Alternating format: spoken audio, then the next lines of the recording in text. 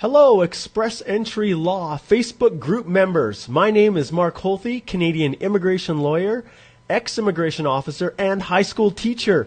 Well, ex-high school teacher as well. I am a full-fledged lawyer right now.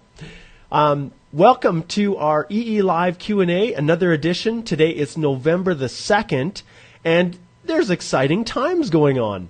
Just yesterday, our immigration minister, Ahmed Hussein, announced our upcoming 2018 immigration levels planning for the Department of Immigration. And essentially, it wasn't just for 2018, but they released a multi-year plan so that we could see how many immigrants our federal government has set as a guide, or at least the ranges, for us to know how many they're going to take in each year. And not only did they do it for 2018, but they also released a multi-year plan for 2019 and 2020. So we've got a very good idea of where this government is going in the next 3 years. Now, ultimately, they've always only done it by a one-year basis, but it's really cool because then we can see and we can project out in the coming years how many economic immigrants, just like you, express entry candidates, the government is looking at bringing into our country. So, super excited, and Piyush here says, congratulations to 70,000 members. You bet, it is awesome. Here, we've got it right here. Our group has actually surpassed 71,000 group members, but that's where we're at right now. So those of you who are watching this on YouTube, you have to get a Facebook account, log in and join our Express Entry Law Facebook group. Then you can participate in these EE Live Q&As yourself, live. All right, let me know, where are you guys from? Where are you listening from? So I see we've got a bunch of people that have logged in now, and we'll give a few minutes for the other people to join us that are maybe straggling a little bit. But let me know where you're from. So just post in the comment section where you're listening in from. I always love to see where people are, especially you hardcore people who are listening in from your country. If it's India or Pakistan, it's like 4 o'clock in the morning, whatever time it is. Those of you who are over in Africa or South America, I love to hear where you are, especially, and a shout out to all of you Europeans, Eastern and Western as well. So, and those who are in Canada who are benefiting from a noon hour presentation, which I actually kind of like because it doesn't cut into the work that I'm doing for my regular clients. Okay, let's see what we've got here. We've got Bangladesh, we've got Chandigarh, Nivedita is Chandigarh, Amir is from Egypt but living in the UAE, very cool. Chennai, India, that's Pradeep. And then I love this. We have our Prime Minister, J.M. Trudeau, also joining us. Welcome. That is hilarious. I don't know where you're from, but I like your thumbs up, and welcome. Welcome, Prime Minister Trudeau. All right. Let's see. Okay, we've got lots of India. You guys are awesome. I know what time it is there. The fact that you guys are logging in at this time is so cool. Thank you. We've got Morocco. We've got Lagos, Nigeria. Very cool, Elizabeth. Welcome, welcome. So we've got Libya. This is fantastic. U.S., Liz, welcome from the welcome to you from the U.S. We've got Kuwait. Very cool. So Bangladesh, it's awesome. Thanks so much, guys, for tuning in. All right, I want to start right now with this whole immigration levels planning. So as we talked about right at the very beginning, this fine fellow right here, our immigration minister, Ahmed Hussein, just released yesterday the levels planning for, I'll slide over here. So Minister Hussein announced the immigration levels planning for the next 3 years. And so basically what that means is we have a good idea now how many people are actually going to be admitted each year as immigrants to Canada for permanent residence.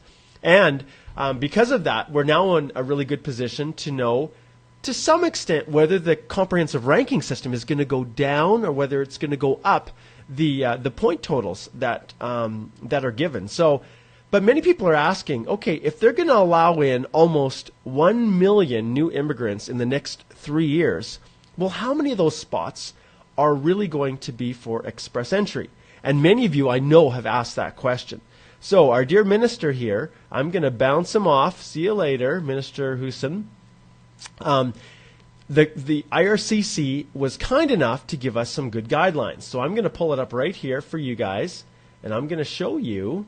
I'm going to enlarge. I'm going to share my screen, and then I'm going to blow this up large. They have released this for us. So this is supplementary information to the Immigration Levels Plan, released just yesterday, where you can see here that they plan to welcome 210,000 in 2018. And if you look at the top here, let's see if I can blow this up just a little bit more. And I'm just going to go back for a second here as well. I'm going to go back, and I'm just going to make sure that I don't have anything interfering with the screen, because I am an amateur, folks, and sometimes I have overlays that block it. Okay, I think we're okay here. All right, so I'm going to go back to full screen, and you can see here, and I think maybe my image is over this, but anyways, you can see that they're going to welcome 310,000 new permanent residents in 2018, 330 in 2019, and 340 in 2020. Now, what we really are concerned about is this very, very top one. This is the federal high skilled. That, folks, is all of you looking to come through express entry. So for 2018, the general target is 78,200. Now, it could go, well, that could go as high as that, or low of 72,700. But their target, I should say, is actually 74,900. So that's how many immigrants they're looking at taking in through express entry in the coming year, 2018. And then you can see here the other categories: the Atlantic immigration pilot, caregivers, federal business, provincial nominees. Now, the provincial nominee program, you can see there's a lot. There's still 55,000.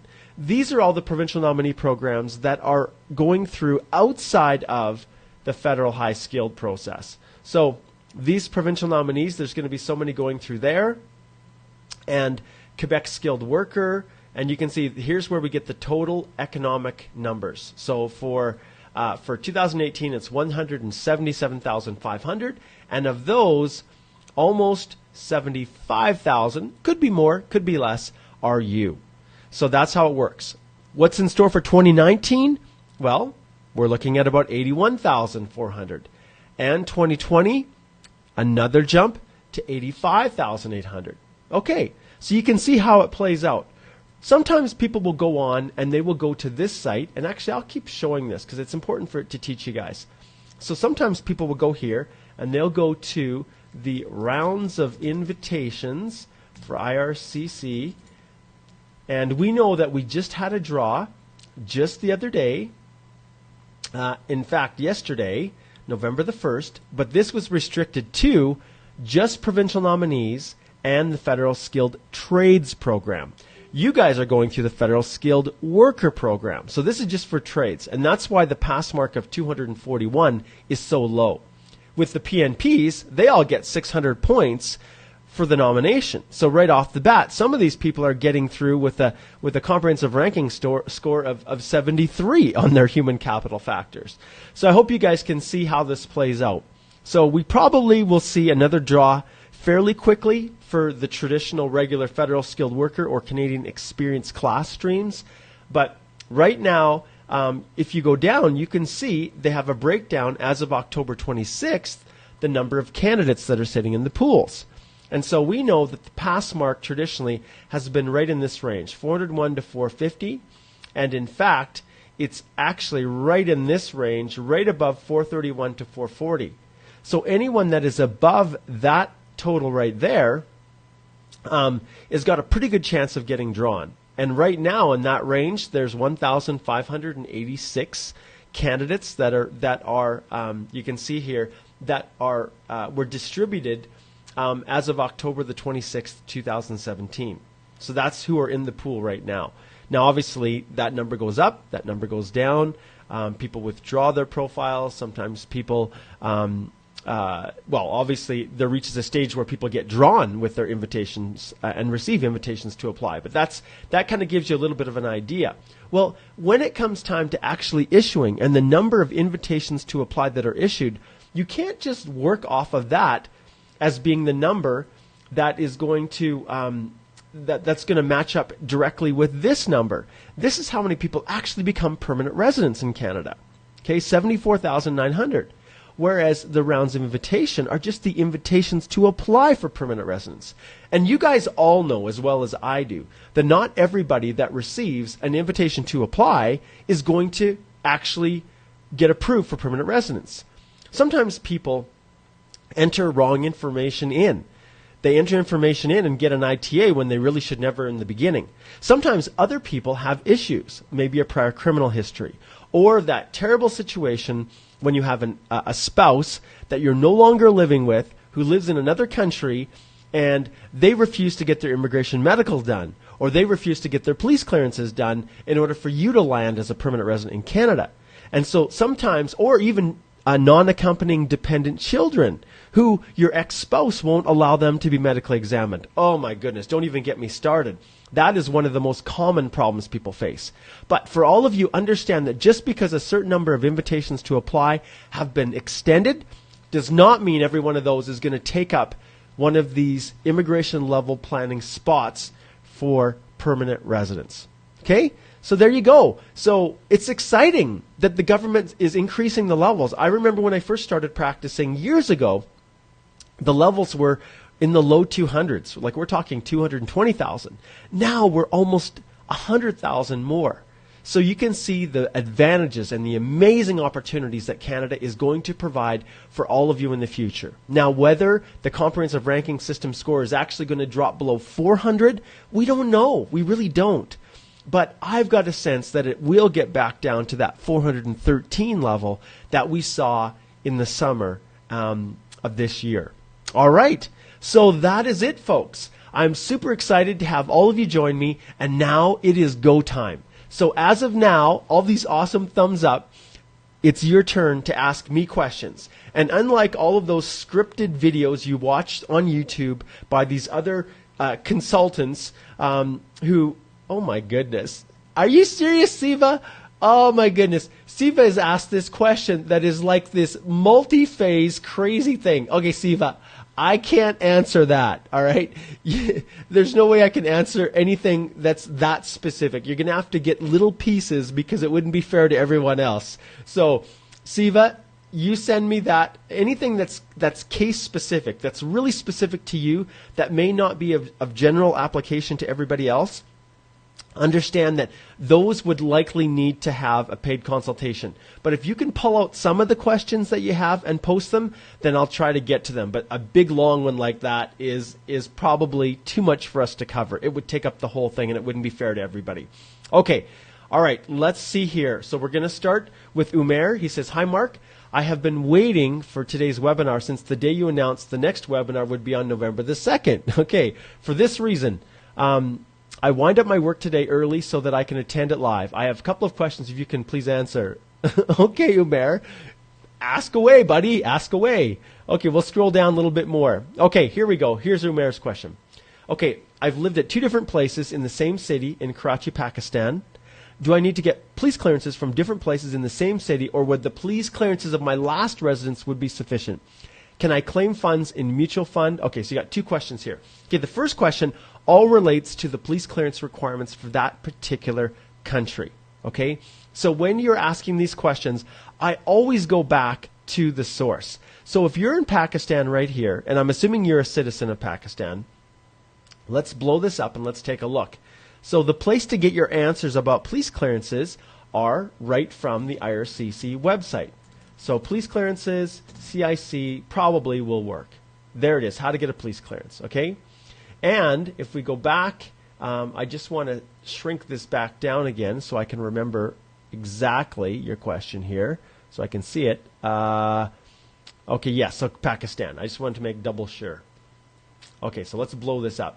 Okay, so let's go to P for Pakistan. And when it comes to this, I follow the instructions explicitly. So if you're a citizen of Pakistan, if you live in Pakistan, then these are the instructions. It's no more complicated than this. When it comes to, so you need to get an application form, complete it. All the documents, information you'll need are listed on the application form. So in larger cities, They're available at the town or city police office of your area. The town or city police officer will issue the required certificate directly to you. And then in smallers, it gives you what you need. If you live in there, this is what you need. So it's interesting. When it comes to immigration, they are very, very generic. They do not get worked up too much about what you're providing in terms of police clearances. So it all relates to your domestic laws. So in the case of Pakistan, you're asking questions to me about the about whether or not you need to get a police clearance from different places in the same city. Well, do you know what? That's a question that I can't answer. If you can, and I can't answer with 100% degree of certainty because I'm not aware of all of the intricate rules for getting police clearances in every country in the world. But if it's possible for you to get two separate ones, it may not be, but you have two different residences, then I would go and do it. If it's possible, I would do it. But if the police comes back and tells you, no, we only issue one for a city and your address that you had for the one place is sufficient, then that's all you can get. So you do the best you can, and then if you have concerns, when you file your EAPR, after you get your ITA, then provide an explanation letter saying, I went to the police, I tried to get one for each residence, they wouldn't give it to me, and this is why. And I can tell you that when you do that, you cover off all your bases, you've done the best that you can, and you will be just fine. Okay? Next question, can I claim funds in mutual fund with a statement from the financial institution that contains all the described? Yes, mutual funds are okay. So you just need to make sure that it complies with what IRCC has asked with respect to the letter from the financial institution. And as far as in closing the statement here, I hope you haven't, Umair, because I don't want you providing any confidential information. Okay, Mohammed, next question, he says, just a quick question. Can I show funds in account with my wife who is not accompanying me? I would recommend that you do not. If you have, okay, it's a joint account. A joint account. When you have a situation where a dependent spouse is not accompanying or a spouse is not accompanying you, in those circumstances, then IRCC has to determine, okay, are these funds really for you and your exclusive use to get yourself settled in Canada, or are those funds also going to be required by the spouse you're leaving behind? So if that spouse is coming with you, 100% it is perfectly okay. There's no issues. But if she's staying behind, then it's up to you. But I can tell you, I would not be comfortable submitting that myself personally. I would want those funds to be in my exclusive control and possession, because that's really what IRCC is looking for. They want to know that those funds are available for your use to get yourself settled in Canada. Okay? Okay, all right.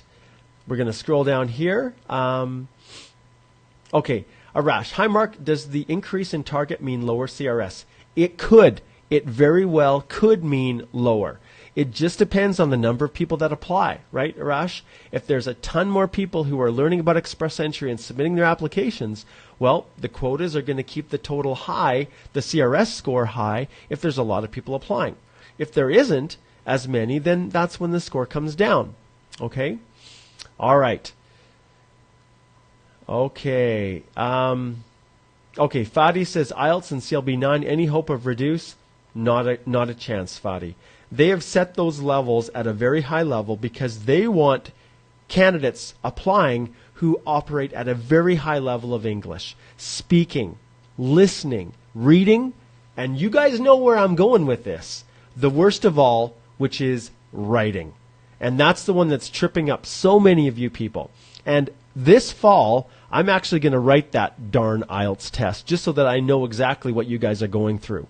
But yes, it's very unlikely that's going to go down. Now remember, CLB 7 is the minimum threshold, but to get those maximum transferability points, you must get at least a CLB 9 across all of the abilities. So not just an average, but across all of them. Okay, Fadi, great question. Okay, Kabir says, hello, Mark, sir. Thank you for creating this group. You are the best. Okay, well, thank you, Kabir. My question is, can we club multiple skilled knock codes for the CRS calculator? Okay, good question. All right, this is probably one that's worth taking a few seconds to discuss. Many people are wondering, all right, what if I have work experience in different NOCs? So it all comes down to the Federal Skilled Worker Program eligibility. And I'm going to go right here, and all of you fine listeners and viewers should be able to see this. This is who can apply under the Federal Skilled Worker Program. Okay? So here you will see the minimum requirements in order to meet the eligibility requirements. Right off the bat, your work experience must be in the same type of job as your primary NOC. So, you pick your primary NOC. In order to be eligible, it has to be within the same NOC classification. Now, when it comes to getting additional points let's shift gears here and let's go to the CRS criteria.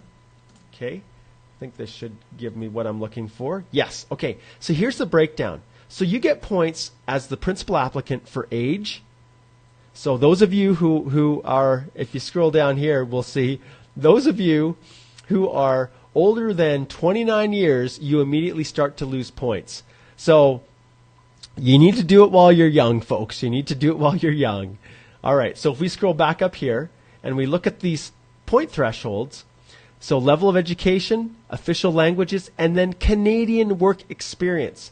So work experience overseas or abroad is not going to result in significant comprehensive ranking system points for the purposes of these main human capital factors. So that's what we call here, these core human capital factors. So the most important thing for you when it comes to the same NOC is that you have all of your experience in that same NOC to maximize your points to make sure you're eligible. But when you go to the comprehensive ranking system, you only get points for 3 years or more.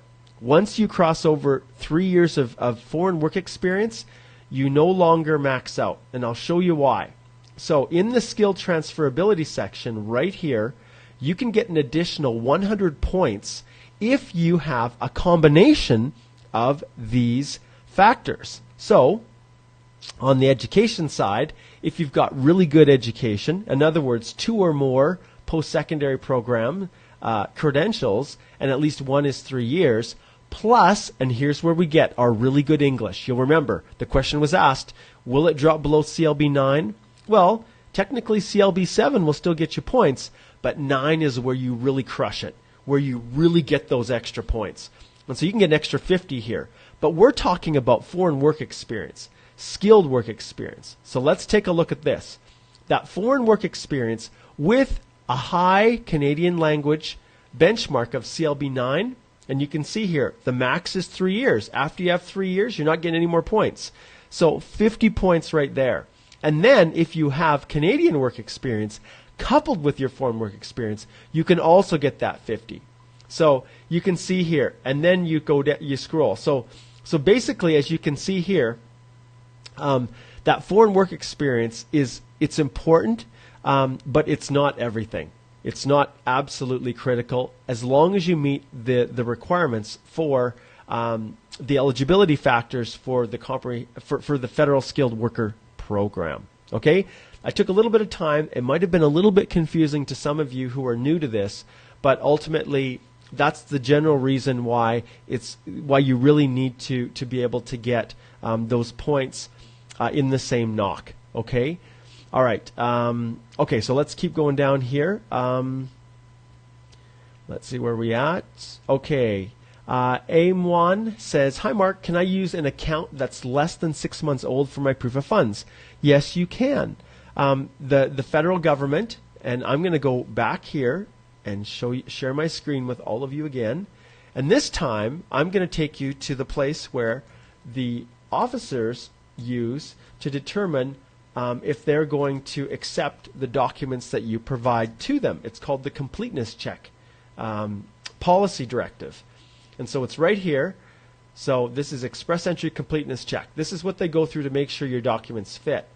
And so as we're going through here, and I'm just going to shrink this down once again and pull it down and make sure I'm answering exactly the question asked. So it is, can I use, that's less than 6 months old proof of funds. Oh yes, okay. So we're going to scroll this back up, and I'm going to go down to proof of funds here, and here's the section. So you will see here that they ask you to provide an official letter from one or more financial institutions that lists all current bank and investment accounts. Remember the previous question about mutual funds? It's okay. That's what an investment account is. Okay? And it needs to show outstanding debts such as credit card loans and those kinds of things. All right? So it must be printed on the letterhead. And then you'll see this is the part. So it lists the account numbers, the date each account was opened, and the current balance on each account, as well as, and this is where it comes down to the 6 months, as well as the average balance for the past 6 years. So that's what it asks, but it is not mandatory that you have an account and those funds in your account for the full 6 months. It's not. But if you have a huge deposit of money into that account a week before you file your EAPR, then you need to be able to explain that those funds are truly for you, and that they're not a loan, that if they're a gift from a family member, you'll need to have a sworn statement from them. And it doesn't matter what it says. The form of it isn't important, but it needs to document where the funds come from. It needs to indicate who they're coming from, the amounts, and in that sworn statement, it needs to confirm that those funds are irrevocable. So they're a gift to you where there's no expectation that you're going to return them. Okay? So, not critical. All right, Baal says, IELTS 7, banned 4 years experience as accountant and bookkeeper, knock 1311. Okay, so Baal's asking me to assess his eligibility. I don't do that in these particular things because that's a specific question. So if you would like to determine whether or not you qualify, what you do is, and I get this question a lot, well, first off, this right here, the Express Entry Complete Step-by-Step Guide to Doing It Yourself, is where I direct every single one of you that wants to know whether or not you qualify and how to do this whole process right from beginning to end.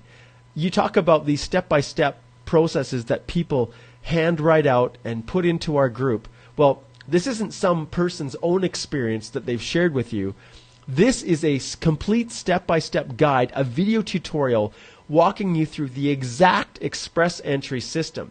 And I'm going to pull in right here, and I'm going to share with you guys right now something that I've shown before, but it is a video testimony of someone who's just taken the guide that I want to share with you. Hello everyone, my name is Altanay Mirzabekova. I'm from Kyrgyzstan, but I'm currently based in Eastern Europe. I work as a media officer for an international organization focusing on security issues. The decision to purchase the step-by-step video guide by Mark Halsey came to me as I started facing difficulties when filling out the application for Express Entry system. I had many questions related to how to navigate the system, how to fill in the documents, and what documents to submit. Now I'm still going through the process of applying to the Express Entry system. It has been 2 months since I've been using the step-by-step video guide by Mark Halsey, and it has been great help for me. It is really guiding me through the whole application process and giving answers to specific questions that I didn't know where to search for. And these answers I found on Express Entry, not the CIC official sources.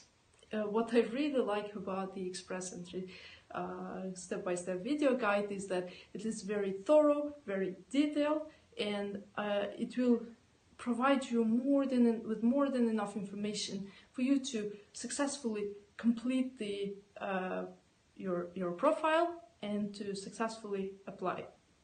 The frequently asked questions section will also help you to will also offer you a range of solutions to some non-standard situations and difficult cases, and that you might find useful as well. If you are facing the same difficulties as I did at my time, I definitely recommend you to purchase the step-by-step video guide by Mark Halsey.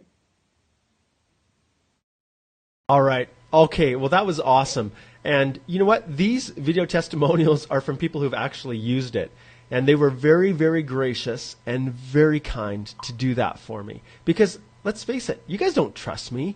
You are inundated with people online who are jabbering away, giving you just enough information to whet your appetite and then say, hire me to help you and I will give you the rest of the answers. Well, as you can see from this, and I hope the 70,000 people who are on this Express Entry Law Facebook group, about the only thing that I don't do is answer your specific questions on this group for free.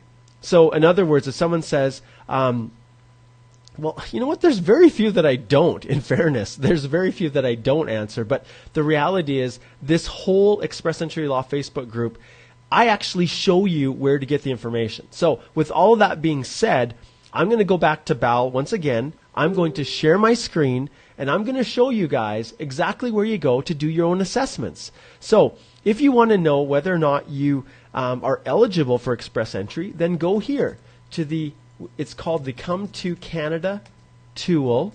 That's the Come to Canada tool, and I type in CIC. It's the old acronym for immigration. And you want to choose the one that relates to coming as a skilled immigrant. So this is it. So you just go in here, you check your eligibility, and I won't go through the whole process, but this right here is where you go to check your eligibility. And for those of you who want to know how many comprehensive ranking system points you would get, then you can just go to the CRS tool, and then I'll type in CEIC or EE, whatever it is in your country that gets you to it. But this right here is where you can go to assess your how many comprehensive ranking system points you can get. So with that being said, those are the two government sources, and it'll give you basic information on what generally speaking, your comprehensive ranking system score would be. But this is why I created this Express Entry Complete Step-by-Step Guide to doing it yourself. It's an actual video guide. I walk you through every single aspect of the process. And I've broken it down into sections. There's actually 1, 2, 3, 4 modules, 5 actually, as well as frequently asked question sections full of a whole bunch. And you can see all of these FAQs. So a lot of this I build in from what we discuss in the group, the EE Live Q&As, but everything, it covers everything from welcome to Express Entry. What is it? How does it work? The comprehensive ranking system, the top 5 things to do before you apply, how to register for your account. Are you eligible? So lesson 6 and 7. Then I get into completing your profile, and there's a section whether you're single, whether you're married, whether you have children. All of that is covered, including Module 4, which is once you get your invitation to apply. So you can see here, receive your ITA, and then everything including one of the most important sections, which is Module 5, which is the document checklist, which gives most people the headache. And so, as you can see from this, this is the guide. And so I charge $210, which includes sales tax, for a 30-minute consult with my clients. And in that 30 minutes, I can usually answer all of the questions that they have about their specific unique situations. But when it comes to how do I do the whole Express Entry process, that's exactly what this step-by-step guide does for you. And these are the prices. So those of you who are immigration consultants out there, and I know there's a number of you that are members of the group, that respect my rules, that answer questions and are there to learn themselves, you might consider purchasing a one-time lifetime access for $497 Canadian. And you can actually pay that in 6 monthly payments of $87 a month. Or if you just want to access it month by month and then pull out whenever you want to, then it's $97 a month. Once you enroll, then you're automatically subscribed for the next month until you cancel it. So that's the only thing. But that's the cost. And there's a complete 30-day money-back guarantee. So if you go on there and you say, this is garbage, I don't like it, it's not helping me at all, then you get your money back. So but the reality is I'm not going to plug it anymore because I know it's awesome. I poured all of my knowledge and experience into it, and that is all I'm going to say further about this. All right, folks, let's get back to the questions. Okay. All right, so next, how is part-time work calculated under the Canadian Experience class? Well, let's take a look. Let's jump back in here. I will blow up my screen again, and this time I will go into, let's see which one we're going to save. We'll go here, CEC, eligibility, and we'll see exactly how part-time work experience is calculated. So you can see here that you can work an equal amount in part-time hours to meet the minimum eligibility requirements, which for the purposes of the Canadian Experience class is that you have at least 1 year of skilled work experience, or at least 12 months in the last 3 years. And it has to be full-time or an equal amount in part-time. So the way we calculate part-time work experience is set out right here. So part-time is 15 hours per week, essentially for 24 months, which equals at least 1 year full-time, or 1,560 hours. So it's at least 15 hours. If you're reaching 30 hours, then that's full-time. So that's how it's calculated. All right, I'll jump back here now. Okay, good question, Bobby. I like that one. Okay, all right, so Rashad is asking specifically how he qualifies. I've shown you, Rashad, where to go to the Come to Canada tool to see if you're eligible. So I can skip all of those. Bal says CRS 401. Hang in there, Bal.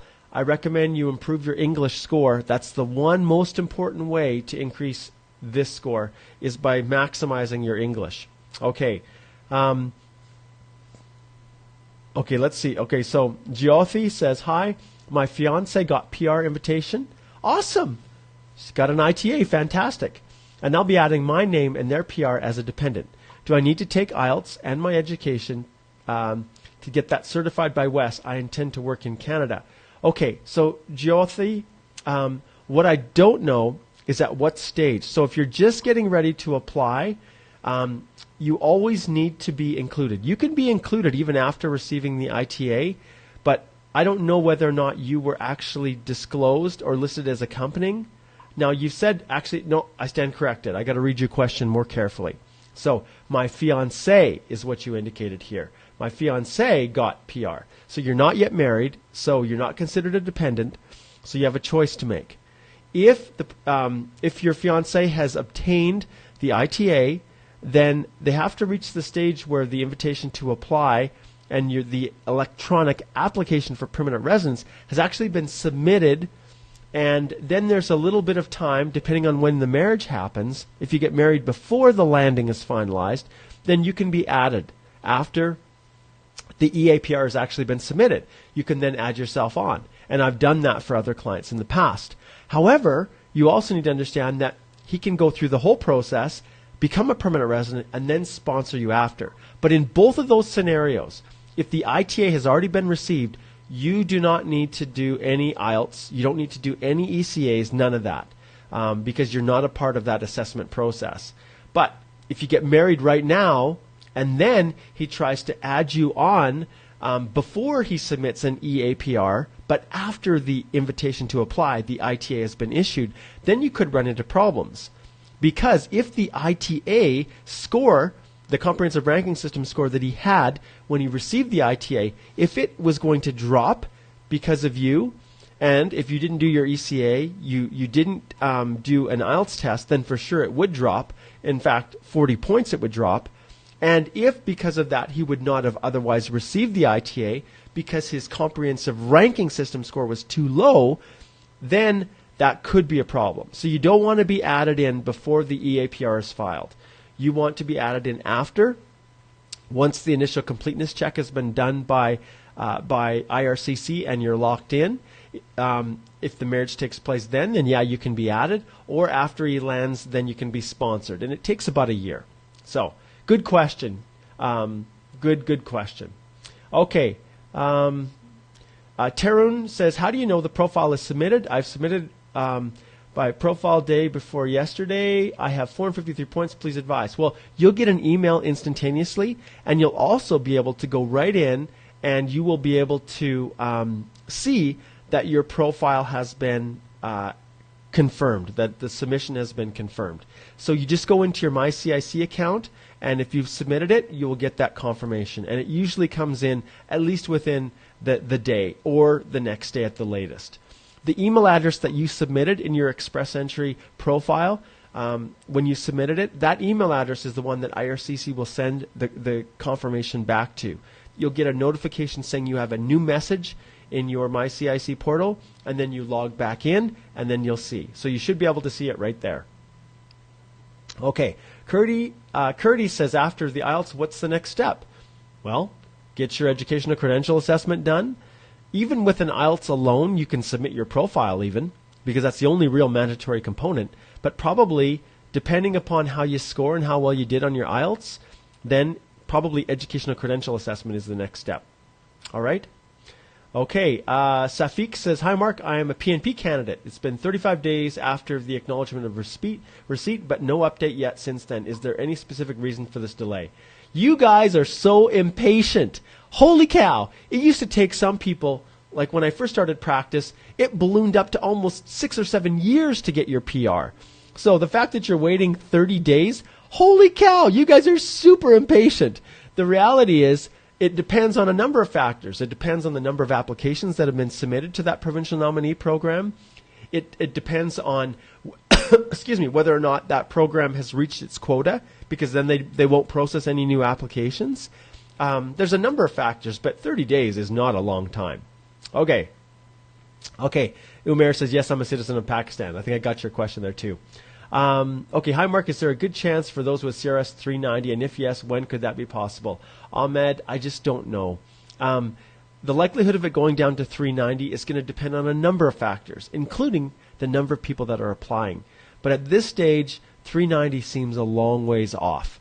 And for it to cross below 400, well, we'll just have to see, at least through the Federal Skilled Worker Program, right? Because if you're a Federal Skilled Trade, we've seen that 200 plus CRS points will get you drawn if you're just patient. All right. Saeed's from Morocco. Hi, Saeed. Okay. Liz says, do I need to state the equivalent Canadian dollar amount in my proof, I think, of funds? FYI, proof of funds is in USD. I always convert it just for the immigration officers, but it's not like you actually have to exchange the money. So you're probably okay with your USD.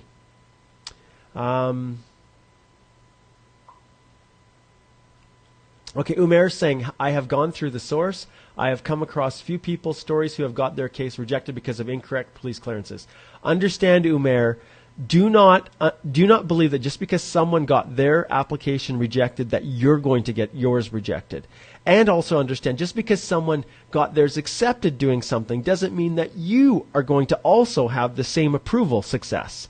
The reality is every single application is processed differently because a different officer is processing it. You've seen what instructions IRCC gives people when it comes to getting police clearances from Pakistan. So you use your best efforts to get everything you need, everything that you can possibly get, and then that's all you can do.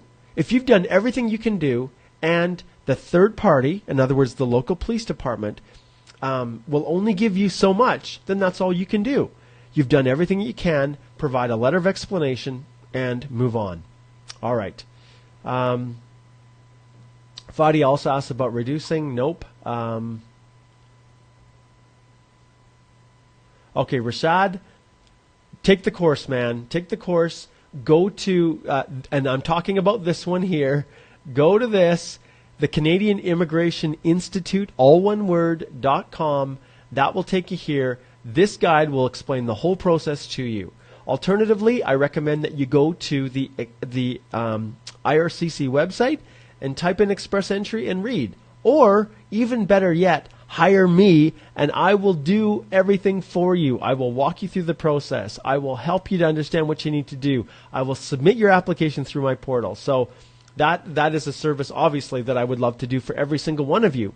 But I created this because I knew that I needed to make an affordable option for all of you. And that's why I created this and poured all of my knowledge, all of my experience, everything that you're hearing right here and now. And guys, this is off the cuff, right? This is up here. This is experience. This is not some fake video YouTube tutorial where someone has everything scripted and they're looking at the screen and reading the text, right? This is real. Okay. So if you can't trust this, then I don't know what you can trust. All right. When are you waiting for Ontario interest emails to be sent again? Ahmed, I can't answer that. The PNPs are a black hole, a super mystery, and everyone has their own process. Okay, Natisha says, hi, Mark, need some info about scope for printing engineer in Canada. I think you're probably asking about job opportunities and whether or not you have opportunities to get a job as a printing engineer in Canada. In fact, Natisha, I would need to assess which NOC code that relates to. But because I'm here and this one today is all about helping all of you, I'm going to go back in here, I'm going to open up my screen, and I'm going to show you guys where you can assess what the job market is. And the reality is, you go right to the job bank. Let's see. Oh, that's not the one. So we're going to just search job bank here. Okay, so this is where you can get information on careers. And so I'm going to go here and I'm going to search by Outlook. So this basically is, and I'm just going to use, just an example, I'm just going to use an engineer. And I don't know if there's anything such as a print. Well, there's a print transfer, but that looks like a low skill. So I'm not sure what a printing engineer is. So I'm just going to go with a civil. Okay, so I'm going to search for civil engineer, and then I'm going to select a job title. Okay, I'll go with structural engineer. And then you can see here when you do this, it gives you the outlook for this position all across Canada. 3 stars being the very best, 2 stars is fair, 1 star is limited. So basically, 1 star means there are way more people looking for a job than there are available. 2 means that it's kind of a balance, and 3 stars means that the job in that region, there are way more jobs available than people who are looking to fill them. So the job market is good. So go right to the jobbank.gc.ca and go to the menu and click Explore Careers by Outlook. Awesome. Great question. And once again, fantastic information for all of you guys. Okay. Okay, Nahal says, "Hi Mark, my CIC account is connected with bank account to log in, but now I want to use it through GC Key. Can I do it?" Nahal, I'll be honest, I have no clue what you're asking there. I've never heard of a CIC account connected with a bank account login, so I'm just not sure. You need to go through the GC Key. I guess, but now I want to use it through GC. Can I do it? Well, that's the direction. It's the only way to go through is GC Key. That's the one you're going to go through. Okay? Okay, Mohammed says, "Hi Mark, Holthy, good day. Just a quick question. Can I show funds in joint account with my wife who is..." Okay, we already answered that one. I would recommend that you don't show joint funds because the government has no way of knowing whether it's your spouse who has complete access to the funds or whether it's just you that can actually use those funds to settle in Canada. And I want to apologize too because many of you you're obviously English as a second language, and I tend to talk way too fast, largely because I'm trying to get through as many questions as possible. We are at the 47-minute mark right now, so we've got about 12 minutes left, but I wanted to get through as many questions as possible, so I'm sorry if I'm talking too fast. I will try to slow down. Okay. Samita. Oh, this is awesome. This is fantastic. "My consultant is doing nothing with my EE profile from the last 2 years. My goodness. Samita, why in the world did you hire that consultant when you could have hired me and my awesome firm here?" Okay, aside from that, even not giving me my profile username and password or history of my profile. You need to fire them. You need to bring a complaint. If this consultant is ICCRC, actually a regulated consultant, then you need to report them. You need to demand access to your system. You need to file a complaint. And if they do not, then you contact IRCC, the government, and you actually cancel that profile and you start a new one for yourself. Okay, that's what you do. Can I create my profile by my own without mentioning my previous EE profile? Is it possible, Mark? Is it okay? You do everything in your power to get access to that. If you can't, then you demand that they cancel it. Then you start a new one. And then in your explanation letter, you are going to explain. If you don't have access to your other profile that you submitted, you're going to explain in that record, that explanation letter, that you made a stupid decision and hired the wrong consultant who is not giving you information nor advising you on the status of your application, and therefore you are submitting your own. But I'll let you in on something, Samita. If it has been 2 years and you have not received an ITA, and I could probably ask everyone right now within our portal to give the magic answer, the answer is you have no profile unless they chose to refile it or resubmit it.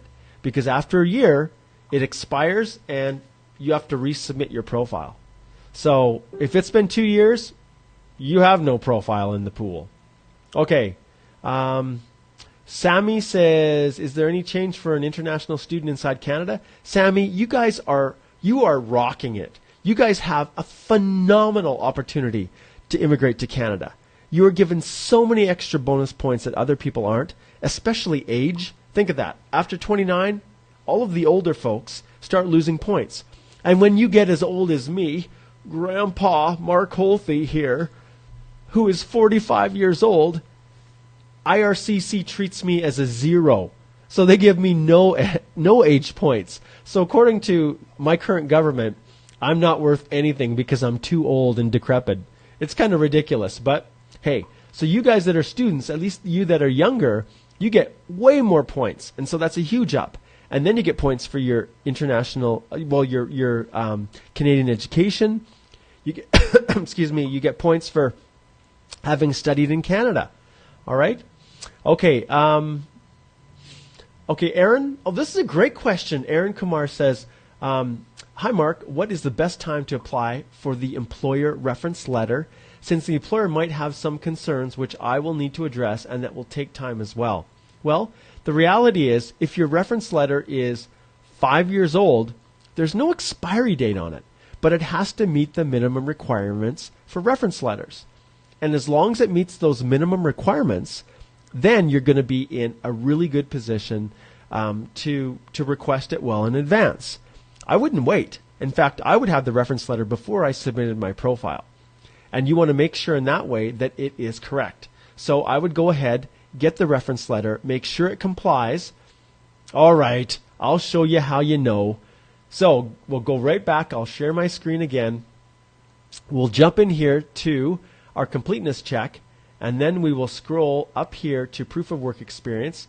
So as long as your letter follows this, so it lists all the positions, and then it includes this information, your job title, the duties and responsibilities, which often is not included in a traditional reference letter, job status, dates worked for the company, which every reference letter does tend to do that, and then the last ones, which are often not included, the number of work hours per week.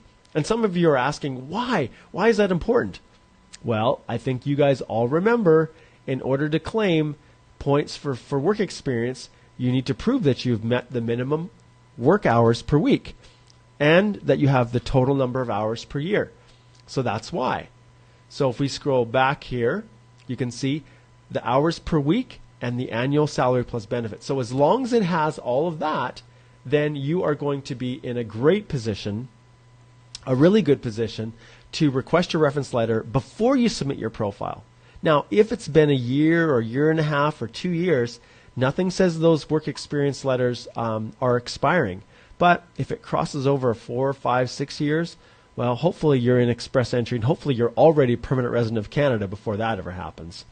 Okay, let's see. Some of you are repeating your questions, you crazy people.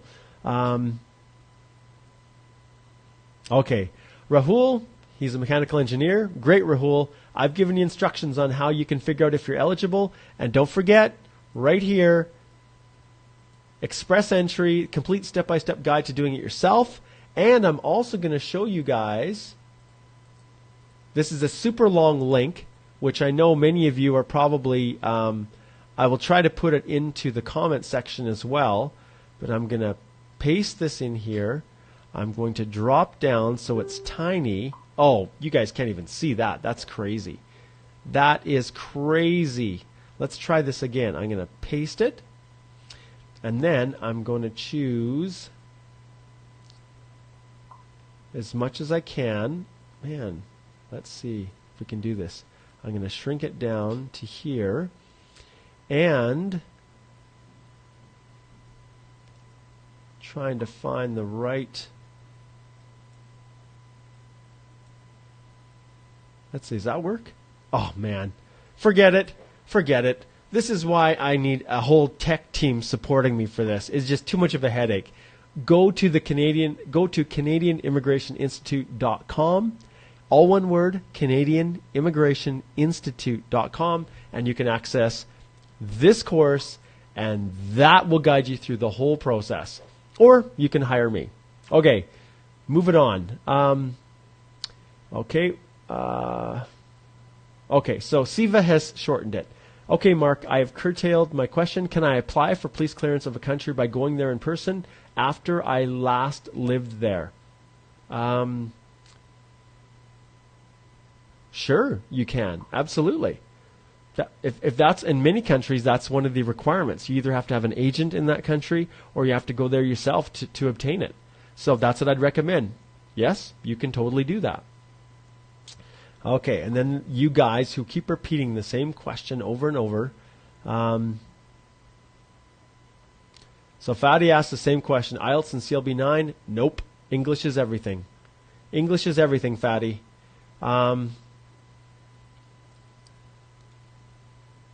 Okay, so Noah says, hi Mark, I left Canada back in January 2008. So we are right now November 2017. Okay, after working there 3 years from 2005, is there any chance I can include this time so that I can get credit for it and increase my score? Okay, Noah, it has to be skilled work experience. So NOC level B, A, or O. And you've got 10 years. So you can only go back to I guess it would be now, you can only claim work experience for November of 2007 forward. So if you left in January 2008, then you're not going to be able to claim any of that experience. It's too old, unfortunately. Okay. Okay. You guys submitting your same comment over and over. Okay, Imrul says, if the paid internship is part of degree, is it going to count towards work experience? Okay, so this relates to the question of, can I claim work experience when I am going to school? And I've explained this in past EE Live Q&As, but the reality is, I'm going to scroll back here. I'm going to open up my screen. And when it comes to the Canadian Experience class, when you are trying to determine your qualifications, you will see here, let's see here, that self-employment and work experience gained while you were a full-time student doesn't count under this program. So under the Canadian Experience class, you can't claim it.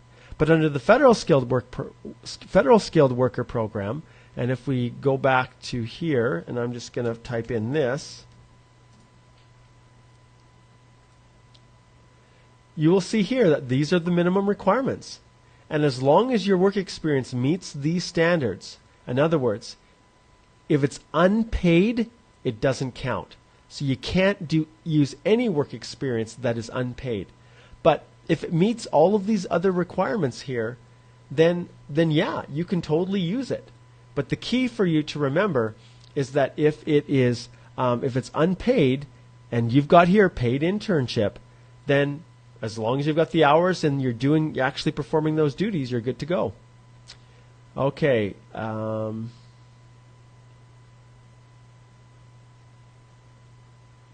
Bear with me as I scroll through this.